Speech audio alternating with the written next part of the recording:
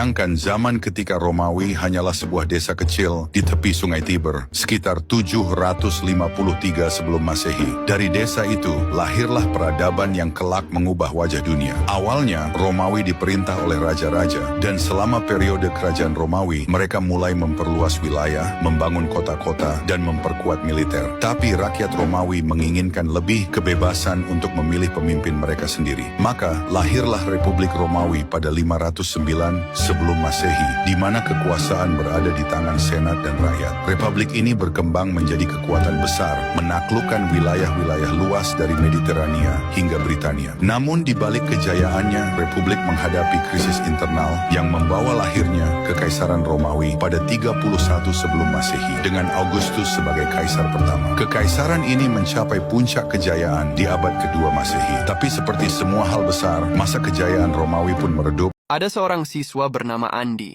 terkenal berani, yang sering mendengar cerita tentang lorong tua di sekolahnya yang katanya angker. Konon, setiap jam 3 sore, ada suara langkah kaki tanpa wujud yang bergema di sana. Tidak percaya, Andi memutuskan untuk membuktikan itu hanya mitos. Jam menunjukkan pukul 14.55. Lorong itu sepi dan gelap meski masih sore. Andi berjalan perlahan, menggenggam ponsel untuk merekam. Awalnya, tidak ada yang aneh, hanya derit lantai kayu tua. Pukul 15 bola, suara langkah kaki mulai terdengar dari ujung lorong. Pasti angin, gumam Andi. Tapi langkah itu semakin mendekat, berat dan teratur, meski lorong itu kosong. Tiba-tiba, lampu lorong berkedip, dan di layar ponselnya, Andi melihat pantulan sosok berdiri di belakangnya, seorang perempuan dengan wajah pucat dan mata hitam legam. Andi berbalik, tapi lorong itu kosong. Namun ponselnya terus merekam, dan suara perempuan berbisik terdengar jelas. Kenapa kamu datang? Ini bukan waktumu. Andi menjatuhkan ponsel dan lari sekuat tenaga.